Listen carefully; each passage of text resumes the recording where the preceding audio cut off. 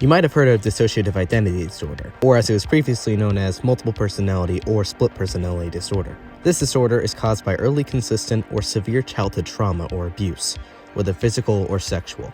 As described by Dr. Tracy Marks, it is an immature or primitive defense mechanism that happens when the brain is still developing. When someone dissociates, it's like the brain knows that person can't handle the situation, so in a way it takes them out of said situation. This is when what's called an alter can form.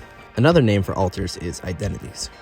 The alter, in a sense, takes the pain for the host, and Sina Severa, a YouTuber with DID, describes the experience as, they would basically drive the body, kind of like a car. Alters can take many different forms, roles, and can even form in various ways. The most common kinds of alters I've seen in my research are protectors, persecutors, and littles, or children alters. Protectors are self-explanatory. While all alters are protective of the host and each other, the protector alter is meant solely for this. Persecutors are alters that can be seen as more chaotic or destructive with their behaviors. They generally are protective, but are seen as misguided. Then littles are a lot of times the host as a child, before the traumatic event or events that caused the dissociation to start. I can't go too much more in depth, or this video would be long. So that's a brief overview of DID.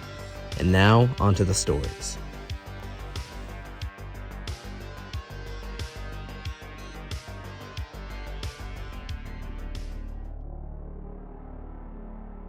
DID is often demonized in film and television. Split is no exception. While I think James McAvoy does great with what he was given, it is another case of DID being demonized. People with DID are commonly portrayed as crazy, murderous, and dangerous. They are very commonly the villain, and Split is sadly just another case of that. This reinforces the trope of people with DID have superpowers. While crazy stuff can happen with alters, there is no proof they have superpowers. Alters can have different handwritings or speak different languages. They can have different health issues like diabetes, while the host or another alter doesn't. And while all that is crazy to think about, that does not mean they're going to be like the Beast from Split. Frankly, this is not great. Other films have definitely influenced this trope, one you might know for a particular scene.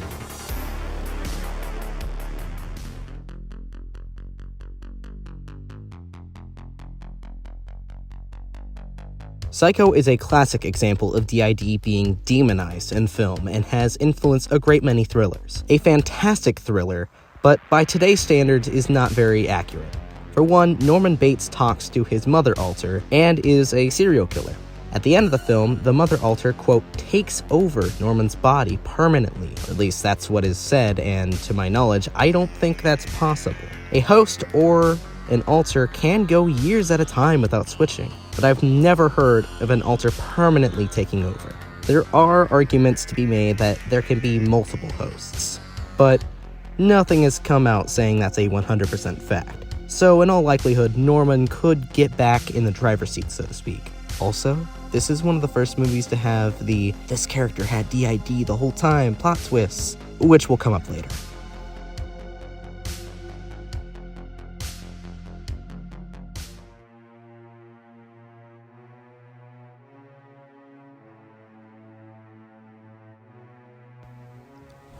Arguably the most famous example of the DID villain trope, and the one who started it all, is Dr. Jekyll and Mr. Hyde.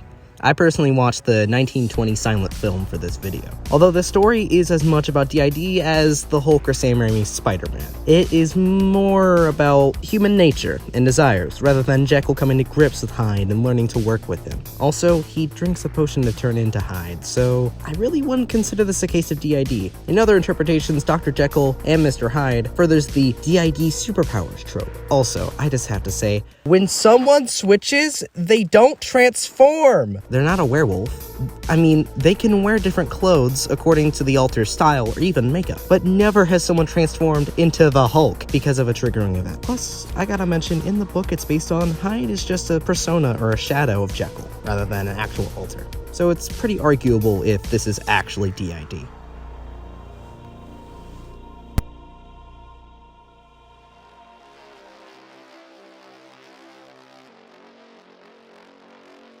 Fight Club is a strange case, mostly because it's still debated if the narrator actually has DID or not. Some argue it could be schizophrenia or borderline personality disorder, but it's most often argued that he has DID. The only part about that is, this is not how DID works. Well, kinda. Fight Club gets some parts right, like how insomnia is a common disorder that people with DID can have, also with the narrator's amnesia when Tyler takes over. Whenever an alter does take over, normally if the person isn't co-conscious, meaning they can see through the eyes still, they normally don't have any memory of what the alter did. But one thing that is not right is how the narrator can see Tyler. Alters can't be seen by a host. The only way I think the narrator can see Tyler is that he has hallucinations due to another disorder. Schizophrenia or severe sleep deprivation due to his insomnia could be possibilities, or another syndrome or disorder perhaps. So, most likely the narrator has multiple disorders at once. Another explanation could be that Tyler is the narrator's shadow. Carl Jung had theories on personality, part of that being that each person has a, quote, shadow, or a repressed part of the personality. This is normally the opposite of what is seen from that person, but still aligns with key parts of them. It's like two sides of the same coin, so to speak. Tyler could be the narrator's shadow that is just coming to light. One way DID can develop that I didn't mention earlier is that DID can actually form due to a false diagnosis. If the person internalizes it enough, DID can actually form, which this is likely for the narrator since we never learn of any abuse suffered as a child, only that his father left at a young age. Also, as a last note, there's not a case that I know of where alters are this destructive. They can be chaotic, sure, but they're just people most of the time, and normally people aren't going to start domestic terrorist cults. I hope not, anyway. Great movie with a lot to say, but not the best representation of the condition. Wait, one last thing. If you have DID and your alter is causing you trouble, shooting yourself in the face won't solve anything.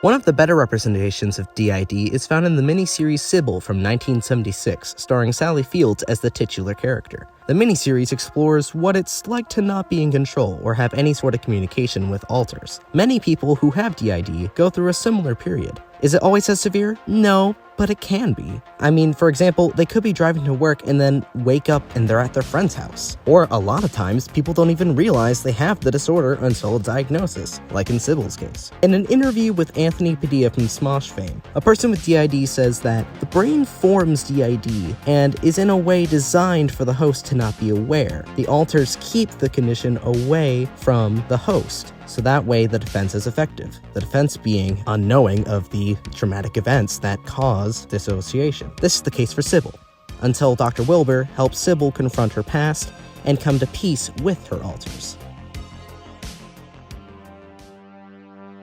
Mr. Robot is another example of the main character had DID the whole time kind of a twist. But that's only at the end of the first season. There are 3 more seasons with our boy Elliot, and you may ask, where can you go with this character from that reveal? Well, plenty of places that I won't get into because that would take forever. Elliot has to deal with the fact that Mr. Robot, one of his identities, takes over without permission, and therefore has gaps in his memory. This is a problem because he's involved with a complex political plot involving hacking and the economy. This show takes DID and makes it visually interesting with how Elliot and Mr. Robot switch, having 2 different actors play them, be in the same room, and yet the other characters only see the one person. I will say quickly that Mr. Robot is very inspired by Fight Club, and one of the big things with that is how it shows DID visually. And while I criticized Fight Club for that, I am not too harsh on it for Mr. Robot. I see it more as a homage than a harmful inaccuracy. Also, Mr. Robot just has more time to develop the relationship between Elliot and his alters. It goes more in depth with it, and I think it handles it actually better than Fight Club. Mr. Robot, the character, has great development throughout the series as they learn to cohabitate and work together, especially when the cause of Elliot's DID is revealed. The great part about Elliot's DID is that he is more than just his condition, and that's a nice change of pace from Jekyll and Hyde and Split or Psycho, for instance.